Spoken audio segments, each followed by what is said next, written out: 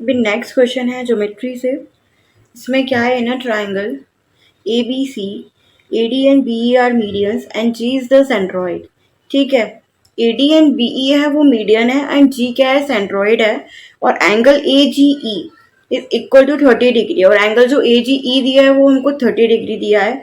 और हमसे क्या पूछा है, A D is equal to 12 है, B E is equal to 18 है। तो हमसे पूछा है कि find the area of the triangle. ठीक है, हमसे एरिया पूछा गया है ट्राइंगल का। तो सबसे पहले तो हमें ये देखना है कि जो यहाँ पे वर्ड यूज किया है सेंट्रॉइड, इसका मतलब क्या होता है। ठीक है, तो एक जो ये ट्राइंगल हमको दिया हुआ है ए बी सी, अब हमको देखना है कि इसका सेंट्रॉइड क्या होगा। तो सेंट्रॉइड के लिए हम क्या करते हैं, ये जो लाइन हम ड्रॉ कर रहे हैं ये क्या करेगी, बी सी को इक्वल पार्ट में डिवाइड करेगी। फिर यहाँ से हमने जो एक लाइन ड्रॉ करी, ये हो गया ए डी, और हमको क्या दिया है, बी ई दिया हुआ है, ये इसको इक्वल पार्ट में डिवाइड करेगी। तो जो ए डी और बी ई है, क्या है, मीडियंस है। मीडियंस कैसे हैं, क्योंकि ये जो हमारी सामने वाली लाइन है जिस पर ये ड्रॉ हो रहे हैं, उस लाइन को ये क्या करते हैं, इक्वल पार्ट में डिवाइड करते हैं, तो वो हमारे मीडियंस कहलाते हैं। ठीक है, और जो ये मीडियंस जहां पर मिलते हैं, ये जी, ये हमारा सेंट्रॉइड कहलाता है। तो आपको समझ में आ गया होगा कि मीडियंस क्या होते हैं और हमारे सेंट्रॉइड क्या होते हैं। इतना क्लियर हो गया होगा। अब हमको आगे क्वेश्चन देखना है कि हमको यहाँ पर एडी कितना दिया है, 12,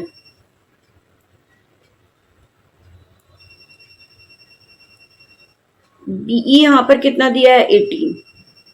अब मैंने आपको बताया था कि जो सेंट्रॉइड होता है ये उसको 2:1 में डिवाइड करता है। मतलब हमारा जो बीजी और जीई का रेशियो होगा वो कितना होगा, 2:1 होगा।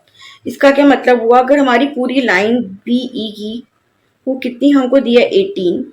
ठीक है, और अगर हम इसको मान लें ये 2x है और इसको हम मान लें x है, तो मेरा 3x जो पूरा हो गया वो कितना हो गया, 18। तो x मेरा आ गया 6, यानी कि हमारा बीजी और जीई का जो रेशियो आया वो कितना आया, 12:6। ठीक है, तो ये जो लाइन है, ठीक है, 2:1 में है, ये भी 2:1 में है। मतलब क्या है, जो हमारा वर्टेक्स होता है, वर्टेक्स की साइड 2 आता है और जो साइड होती है साइड की साइड 1 आता है। यहाँ पर भी हमारा वर्टेक्स है, तो वर्टेक्स की साइड 2 है और साइड की साइड 1 है। तो इस तरीके से 2:1 में डिवाइड होता है। ठीक है, ये चीज हमको याद रखनी है। इतना हो गया। अब इसके बाद इसमें क्या दिया हुआ है मुझे, नेक्स्ट मुझसे पूछा गया एरिया ऑफ द ट्राइंगल। कौन से ट्राइंगल, ट्राइंगल ए जी ई। ठीक है, find the area of the triangle बोला गया है। Find the area of the triangle, तो मुझे इस पूरे ट्राइंगल का ए बी सी का मुझे एरिया बताना है। जस्ट अ मिनट, किसका एरिया पूछा गया है मुझसे। ओके, तो मुझे एक तो ये दिया हुआ angle A G E is equal to 30 degree. ठीक है, आपको ये दिख रहा होगा कि जो ए जी ई है इज इक्वल टू 30 डिग्री, तो वो मुझे दिया हुआ है। तो ये जो ए जी ई का जो एंगल है ये, ठीक है, ये 30 डिग्री दिया हुआ है। इतना हो गया। अब मुझसे क्या पूछा गया है, इस ए जी ई का मुझे क्या बताना है, इसका मुझे एरिया बताना है। तो इसके लिए एक फॉर्मूला होता है हमारा, जब भी एरिया ऑफ ट्राइंगल क्या होता है, हाफ इंटू ए जी इंटू जीई इंटू साइन 30। मतलब हम जो दो साइड ले रहे हैं, कोई भी हम दो साइड ले सकते हैं ट्राइंगल की, बट उसका हमें बीच का एंगल साथ में लेना होता है। जैसे कि यहाँ पर हमने ए जी, यहाँ पर ये ए जी है और ये जीई है, तो जो ए जी और जीई लिया है तो उसके बीच का एंगल हम लेते हैं। ठीक है, तो ये एक फॉर्मूला होता है हमारा ट्राइंगल का एरिया निकालने का। तो इसमें क्या होता है, हम जो दो साइड लेते हैं और उसके बीच का ही हम एंगल लेते हैं, वो भी साइन साइन वाला एंगल लेते हैं। ठीक है, इतना हो गया। अब इस पर फॉर्मूले में हमको वैल्यू पुट करनी है। तो मैंने यहाँ पर जीई की वैल्यू देखनी है। तो यहाँ पे अगर हम देखेंगे बीजी की वैल्यू 12 हो गई, तो जीई की वैल्यू कितनी हो गई, 6 हो गई यहाँ पर। ठीक है, जीई की वैल्यू यहाँ 6 हो गई। एंड दूसरा यहाँ पर ए जी की वैल्यू पूछ, तो ये एज, अब मुझे वैल्यू निकालनी है ए जी की, क्योंकि मुझे ए जी चाहिए और जीई चाहिए। जी की वैल्यू 6 आ गई है, अब ए जी की वैल्यू निकालनी है। तो same A ji, A D हमको क्या दी हुई है, 12, और ये भी ए जी का और जी डी का रेशियो भी क्या होगा, 2:1 होगा। ठीक है, तो टोटल हमें लेंथ कितनी दी हुई है 12, तो ये कितनी हो जाएगी 8:4 में हो जाएगी। तो मेरा जो जी डी है, जी डी की वैल्यू, ओके ओके, यहाँ पर मुझे क्या दिया हुआ है, जस्ट अ सेकेंड, मुझे यहाँ पे जी ई की वैल्यू निकालनी है ना। अभी मैंने किसकी निकाली थी, ए जी की निकाली थी। अच्छा हाँ, जी ई की मैं निकाल चुकी हूँ, तो मुझे ए जी की चाहिए। ठीक है ठीक है, तो ए जी ए डी का रेशियो क्या करी थी मैं, सेकेंड। अब यहाँ पर क्या होगा, वो रेशियो क्या हो जाएगा, ए जी रेशियो जी डी। ठीक है, ए जी रेशियो जी डी कितना हो जाएगा 2:1, और यहाँ पे कितना आ जाएगा 8:4। तो इसकी वैल्यू कितनी आ गई 8। तो इस फॉर्मूले में जब हम लिखेंगे, इस फॉर्मूले में लिखेंगे हाफ इंटू ए जी की वैल्यू कितनी है 8 इंटू 6 साइन 30। ठीक है, तो यहाँ पर आ जाएगा हाफ इंटू में 8 इंटू में 6, और साइन 30 भी कितना होता है हाफ। तो ये 2 से 4 टाइम्स जाएगा, ये 2 से 3 टाइम्स जाएगा, तो टोटल मेरा जो एरिया आ जाएगा वो कितना आ जाएगा 12 सेंटीमीटर स्क्वायर। अब जो ये वाला क्वेश्चन है ये है हमारा एवरेजेस से। इसमें क्या कह रहा है, the cost of 3 grades of apple A B and C are ₹5, 6 and 8 kg, ठीक है, रिस्पेक्टिवली। इसका क्या मतलब है कि यहाँ पे 3 ग्रेड्स के हमको एप्पल दिए हुए हैं, वैरायटी ए, वैरायटी बी और वैरायटी सी के, जिनका प्राइस है 5, 6 और 8 रिस्पेक्टिवली। ठीक है, उसके बाद क्या बोल रहा है इसमें, इन तीनों को किस प्रपोर्शन में हम मिक्स करें। ठीक है, इन तीनों को हम किस प्रपोर्शन में मिक्स करें, जो भी हमारा फाइनल मिक्सचर होगा उसका जो हम प्राइस करेंगे वो कितना होना चाहिए, ₹7 पर kg। तो इसके लिए हमको क्या करना पड़ेगा, पहले हमको लेट करेंगे यहाँ पर, जैसे कि यहाँ पर हमको क्या दिया हुआ है ए बी एंड सी, ये हमें 3 टाइप्स के हमको एप्पल्स दिए हुए हैं। तो हम लेट कर लेते हैं, यहाँ पे जो ए है वो हमने A kg हम मिक्स कर रहे हैं, बी को हम B kg मिक्स कर रहे हैं, और सी को हम C kg लिया है। मतलब जो हमारा मिक्सचर है उसमें हमने ए टाइप का A kg लिया है, बी टाइप का B kg लिया है और सी टाइप का C kg लिया है। ठीक है, अब इसके बाद क्या करेंगे, हमको ये तो पता है कि ये हमारा जो ए टाइप का है वो क्या है, ₹5 पर kg है। ठीक है, इसका क्या मतलब हुआ, इसका ये मतलब हुआ, तो जो हमारा अगर हमने 1 kg लिया है और 1 kg का हमारा प्राइस है ₹5, तो अगर हमने 1 kg लिया है तो हमारा 1 kg का प्राइस कितना हो जाएगा 5 into A 5A। Same with this, एक हमारा जो बी टाइप के एप्पल्स हैं उनका प्राइस है ₹6। ठीक है, तो अगर हम ये बी टाइप के, अगर हम B kg अगर हम एप्पल्स लेंगे तो हमारा टोटल कितना प्राइस हो जाएगा उसका 6B। सेम विथ इसका कितना हो जाएगा 8C। ठीक है, ये तीनों हमें प्राइस आ गया, मतलब हमने जो ए टाइप का जो एप्पल्स हैं वो हमने 1 kg लिए, तो टोटल प्राइस हमारा हो गया 5A। सेम ऐसे ही विद बी एंड सेम ऐसे ही विद सी। ठीक है, यहाँ तक क्लियर हो गया। अब इसके बाद क्या करना है, हमको देखना है कि टोटल कितना होगा। तो टोटल एवरेजेस हम कैसे निकालते हैं, ऊपर क्या होता है total sum and divide by कितना होता है जो हमारे टोटल नंबर होते हैं। ठीक है, नंबर, तो टोटल नंबर ऑफ एप्पल कितने हो गए, टोटल नंबर ऑफ एप्पल हमारे पास कितने हो गए, A kg के, B kg के और C kg के। तो नीचे कितना आ गया A plus B plus C। ये तो टोटल कितने हो गए A kg के, A kg B kg और C kg। तो टोटल यहाँ पर हो गया ABC। और ऊपर क्या लिखेंगे, टोटल हमारे पास, टोटल कितने हमारे पास सम कितना हुआ टोटल जो हमने एप्पल्स लिए हैं। ठीक है, तो वो कितना होगा, पहला कितना है यहाँ पर 5A प्लस दूसरा कितना हो गया 6B और ये कितना हो गया 8C। इसका क्या मतलब है, हमने ए टाइप के 1 kg के जो एप्पल लिए हैं वो हमारा ₹5 का है, तो टोटल इसका प्राइस हो गया टोटल 5A, हमने इतना इन्वेस्ट किया। और यहाँ पर कितना हो गया 6B, इतना हमने इन्वेस्ट किया, टोटल यहाँ पर हो गया 8C, हमने इतना इन्वेस्ट किया। अब उसके बाद क्या होगा, यहाँ पर जो टोटल सम कितना होगा, टोटल मतलब टोटल नंबर ऑफ हमारे केजीज अगर हम बात करें, ऊपर तो हमारा हो गया प्राइस, ये हमारा कितना हो गया, ये हमारा हो गया प्राइस। ठीक है, अब हमें यहाँ पर क्या देखना है, नीचे हमारा क्या है कि नंबर ऑफ एप्पल्स कितने केजी के हैं, 10 केजी के हैं, 12 केजी के हैं, वो हमने टोटल यहाँ पे लिख लिया। ठीक है, अब ये जो है ये कितना इक्वल टू होना चाहिए, 7 के इक्वल होना चाहिए। क्यों, क्योंकि हमारे यहाँ पर हमें क्या दिया हुआ है, हमारा जो मिक्सचर है उसका प्राइस कितना होना चाहिए 7 पर kg। तो कैसे होगा, टोटल नंबर ऑफ एप्पल्स का जब हम डिवाइड करेंगे, जो हमारे टोटल जो हमारा प्राइस आया है 5A plus 6B plus 8C। जब हम डिवाइड करेंगे तो वही हमारा क्या होगा, 7 के बराबर होगा। तो यहाँ पर हमने ये कर लिया। अब इसको हम सॉल्व करेंगे, 5A plus 6B plus 8C, तो ये कितना हो जाएगा, 7A plus B plus C। अब इसको जब हम सॉल्व करेंगे तो इसको यहाँ ले जाएंगे तो इधर हो गया 2A, ठीक है। अब B को इधर लाएंगे तो ये वाला 5A कितना इधर चला गया, तो यहाँ पे आया 2A। इसको हम इधर लाएंगे तो इक्वल टू में यहाँ पर कितना हो जाएगा, 5B, और C को भी हम इधर लाएंगे तो कितना हो जाएगा, 7C। तो जो हमारा बेसिकली हम किस रेशियो में इसको मिक्स करेंगे वो हमारा कितना होगा, यहाँ पर कितना आएगा, 7B और 7C आएगा, ठीक है। यहाँ थोड़ा मिस्टेक हो गया, यहाँ पर हमारा क्या है, 7A प्लस 7B और प्लस 7C है, ठीक है। तो जब इसको सॉल्व करेंगे तो क्या आएगी equation, 2A is equal to कितना होगा यहाँ पर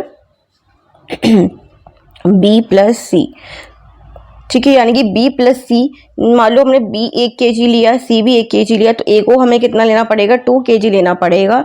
तब जो हमें मिक्सचर मिलेगा उसका जो प्राइस होगा वो कितना होगा, 7 रुपीज़ पर kg, ठीक।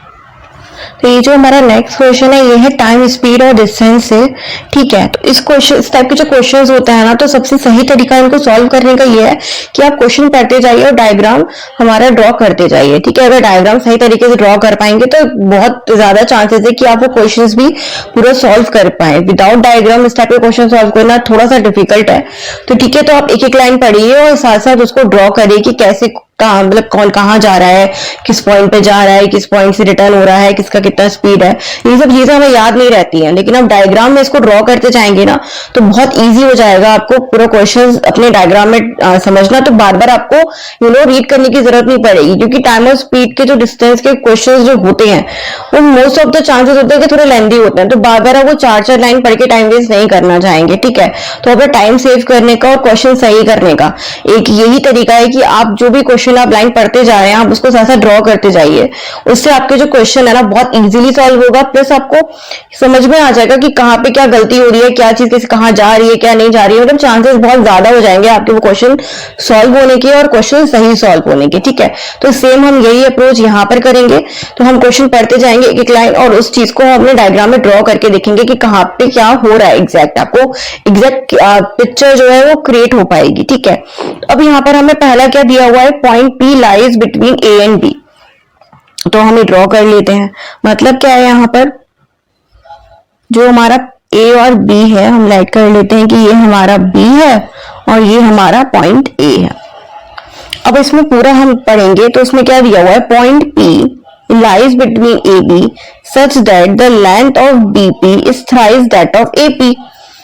मतलब हमें इस लाइन पे पढ़ के हमको इजीली समझ में आ रहा है कि जो हमारा BP है उसकी लेंथ तो हमारी ज्यादा है AP से। जो BP की लेंथ है वो क्या है, थ्राइस ऑफ AP। तो यानी कि हमारा जो पॉइंट होगा वो क्लोज टू A होगा। तो यहाँ पर हमने P ले लिया तो हमारा ये कितना हो जाएगा, BP is thrice that of AP। तो अगर BP की लेंथ 3 है तो AP की लेंथ कितनी होगी, 1। अभी हमने ऐसे ही एज्यूम कर लिया है, इसका मतलब ये नहीं कि ये 3 किलोमीटर है या 1 है, हमने जस्ट एक नंबर लेट किया है क्योंकि हमें यहाँ पे दिया हुआ है कि थ्राइस दैट ऑफ AP है। तो यही चीज को हमने पढ़ने के बाद उसको सिंपली हमने यहाँ पर रिप्रेजेंट किया है। नेक्स्ट हम पढ़ते हैं, car 1 starts from A and moves towards B, ठीक है। तो हम यहाँ पे लेट कर लेते हैं कि जो हमारी कार 1 है वो x स्पीड से जा रही है, ठीक है। अब इसमें और क्या दिया हुआ है, कार 2 भी हमारी जा रही है मूव टूवर्ड्स A, ये भी यहाँ पे जा रही है, ठीक है। अब इसमें क्या दिया हुआ है, car 2 reaches 1 hour later after car 1 reaches P if the speed of car 2 half. अब हमने इसकी स्पीड हाफ ली है तो इसकी स्पीड कितनी हो जाएगी, हाफ हो जाएगी। यहाँ पर हमको एग्जैक्टली दिया हुआ है जो स्पीड ऑफ कार 2 है that of car half that of car 1। जो कार 1 की स्पीड है उसकी हाफ है कार 2 की स्पीड, तो हमने यहाँ पर हाफ ले लिया। और यहाँ पर क्या दिया हुआ था, इससे पहले वाली लाइन में देखेंगे कि जो रीचेस है वो 1 hour after the car 1 reaches P। मतलब क्या है कि जो हमारी कार 1 है वो जितने टाइम में पहुंच रही है उसके बाद हमारी यहाँ पर कार 2 पहुंच रही है। And car 2 reaches P1 after, मतलब अगर कार 1 यहाँ पर 2 घंटे में पहुंच रही है तो 1 घंटे बाद यानी कि 3 घंटे हमारे कार 2 को लग रहे हैं पहुंचने में। यहाँ तक क्लियर हुआ? तो यहाँ पर हमारा डिस्टेंस कितना हो जाएगा, अगर हम मान लें कि यहाँ पर जो टाइम लग रहा है वो t ही लग रहा है, ठीक है, तो यहाँ पर टाइम कितना लगेगा, t+1। इतना समझ में आया? यहाँ पर अगर टाइम t लग रहा है तो यहाँ पर जो हमारा टाइम है वो कितना होगा, t+1 होगा, क्योंकि यहाँ पे एग्जैक्टली दिया हुआ है जो कार 2 है वो reaches P1 after car 1 reaches P, मतलब कार 1 जितने भी घंटे पे पहुंचे उससे कोई मतलब नहीं है, बस इसका यहाँ पर क्या है कि जो हमारी कार 2 है वो उसे 1 घंटे बाद ही पहुंचेगी। तो हमने लेट कर लिया कि कार 1 को P तक पहुंचने में t टाइम लग रहा है, तो कार 2 को पहुंचने में कितना टाइम लग रहा होगा, t+1 टाइम लग रहा होगा। अब हमें सिंपल सा फॉर्मूला पता होता है, जो होता है distance equal to speed into time, तो हम वो यहाँ लगा देंगे। तो यहाँ पर कितना हो जाएगा, x इंटू टी, और यहाँ पर कितना आ जाएगा डिस्टेंस, x/2 इंटू है t+1। अब हमें ये चीज पता है, प्लस हमको एक और चीज पता है, वो हमको क्या पता है, जो d1 और d2 का रेशियो है, डिस्टेंस का जो रेशियो है वो है 1:3। हमको ये पहली ही लाइन में दिया हुआ था कि वो जितना मतलब जो AP का डिस्टेंस है वो जो BP का डिस्टेंस है वो थ्राइज है AP के डिस्टेंस से, ठीक है। तो हमको ये चीज पहले ही पता थी, तो हम इसी स्टेटमेंट का यूज करेंगे और इन दोनों का रेशियो लिखेंगे। जो हमारा d1 और d2 का रेशियो है वो यहाँ पे कितना, तो हम यहाँ पर d1 और d2 का रेशियो लिखेंगे xt, और इसका क्या हो जाएगा, x/2 t+1। इतना हो गया। अब इसके बाद क्या आ जाएगा, हमें इसका रेशियो पता है 1/3 है, और यहाँ पर x से x कैंसिल हो जाएगा, 2 क्या है ऊपर चला जाएगा, तो यहाँ पर हो जाएगा 2t और t+1। अब इसको हम सॉल्व कर लेंगे, t+1 इक्वल टू कितना हो जाएगा, 6t, ठीक है। और यहाँ पर कितना आ गया, 5t इज इक्वल टू 1, तो t इज इक्वल टू कितना आ गया, 1/5।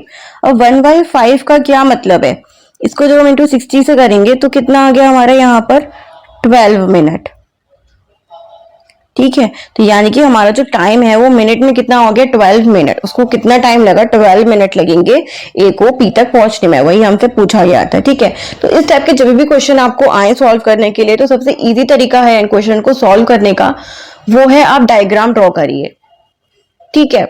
तो जब आप डायग्राम ड्रॉ करते हैं तो आधा क्वेश्चन वहीं सॉल्व हो जाता है। उसके बाद बस आपको देखना है कि मुझे क्या चीज पूछी गई है और क्या चीज दी गई है। तो जब आप वो सॉल्व करेंगे तो आपको वो आंसर मिल जाएगा। मोस्ट प्रोबेबली क्या होता है, आपका आंसर सही हो जाए, ठीक है। चांसेस हैं कि गलत हो जाए, पर डिपेंड करता है कि आपने डायग्राम कितना अच्छे से बनाया है और कितना अच्छे से उसको समझा है।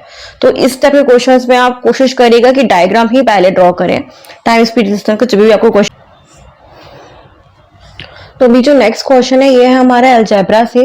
इसमें क्या दिया हुआ है, A B C are such that a + b by c is equal to -1, ठीक है। और क्या पूछा गया हमसे, a b c is equal to 1/12, ये भी दिया हुआ है। और वैल्यू पूछी है हमसे a³ + b³ + c³, ठीक है। वैल्यू हमसे किसकी पूछी हुई है, a³ + b³ एंड +c³। तो जब भी इस तरह का क्वेश्चन आया है इस टाइप का, तो हमें क्या करना है, हमें जब भी ये पहले तो हम ये देखते हैं कि a + b by c is equal to -1 है। इसका क्या मतलब है, तो जब हम मल्टीप्लाई करेंगे तो क्या हो जाएगा, a + b is equal to -c, और यहाँ पर क्या आ गया, a + b + c is equal to 0, ठीक है। ये चीज आ गई। अब यहाँ पे इसका क्या मतलब हुआ, जब भी हमको ये इस टाइप का दिया हो कि a + b + c is equal to 0 और हमसे वैल्यू पूछी हो a³ + b³ + c³, तो हम डायरेक्टली जो इसकी वैल्यू है वो हम क्या लिख सकते हैं, 3abc। तो यहाँ पे हमको abc की वैल्यू दी हुई है, बस ये वैल्यू पुट करेंगे और आंसर हमारा आ जाएगा, ठीक है। ये क्वेश्चन इतना सही था, 2 मिनट का क्वेश्चन नहीं है ये। बट हमको यहाँ पे क्या देखना है कि ये अगर दिया हुआ a + b + c is equal to 0, तो a³ + b³ + c³ 3abc होता क्यों है, हमको ये चीज देखनी है। तो हमको आगे इसका एक फॉर्मूला देखना पड़ेगा, जो हमारा होता है a³ + b³ + c³, इस तरह से होता है। तो इसका फॉर्मूला क्या होता है, a + b + c, एक ब्रैकेट में ये होता है, और दूसरे ब्रैकेट में क्या होता है, a² + b² + c² -ab -bc and -ca, और प्लस में क्या आता है, 3abc। तो ये पूरा एक ब्रैकेट है, साथ में ये पूरा एक ब्रैकेट है, ठीक है। बीच में हमारा मल्टीप्लाई है और प्लस बाद में आता है हमारा 3abc। तो ये पूरा फॉर्मूला होता है a³ + b³ + c³ का। ठीक है, अब यहाँ पर हमारा क्या है, a plus B plus C equal to 0 है। मतलब ये वाला जो पूरा ब्रैकेट है हमारा, ये वाला जो पूरा ब्रैकेट है, ये कितना हो गया, 0 हो गया। जब ये ब्रैकेट 0 हुआ तो 0 में कुछ भी हम मल्टीप्लाई करिए, ये सारा, ये नहीं, ये तो प्लस में है, मैं बात कर रही हूँ मल्टीप्लीकेशन की। ठीक है, ये जितना भी हम मल्टीप्लाई करेंगे 0 में, सब एंड में 0 ये होना है। तो इस वजह से हमारा जो ये पूरा होता है, ये पूरा हमारा क्या हो जाता है, 0। अगर a प्लस बी प्लस सी 0 होता है तो हमारा ये पूरा 0 हो जाता है, क्योंकि ये पूरा क्या है, मल्टीप्लाई में है। ठीक है, तो हमारा अब क्या बचा है एंड में, सिर्फ हमारा बचता है प्लस का 3abc। तो जब भी हमारी ये वैल्यू होती है a cube plus B cube plus C cube की, और अगर a plus B plus C हमको 0 दिया है, तो हम डायरेक्टली क्या लिख सकते हैं, इज इक्वल टू 3abc। अब यहाँ पे हमें abc की वैल्यू दी हुई है 1/12, तो 3 4 12, तो आंसर कितना आ गया, 1/4। तो जो हमारे क्वेश्चन दिया हुआ है a cube plus B cube plus C cube, इसका आंसर क्या आ जाएगा, 1/4। ठीक है, तो आपको ये पूरा फॉर्मूला याद है तो अच्छी बात है, अगर नहीं याद है तो सिर्फ आप इतना याद करिए कि जब भी a plus B plus C is equal to 0 है, ये हमको दिया हुआ है। ठीक है, और हमसे वैल्यू किसकी पूछी जा रही है, a cube plus B cube plus C cube की, तो आंसर क्या आएगा हमारा, 3abc। तो कहीं ना कहीं क्वेश्चन में आपको abc की वैल्यू दी होगी, तभी ये क्वेश्चन सॉल्व हो पाएगा। तो हमको डायरेक्ट वैल्यू पुट करनी है और आंसर आ जाएगा।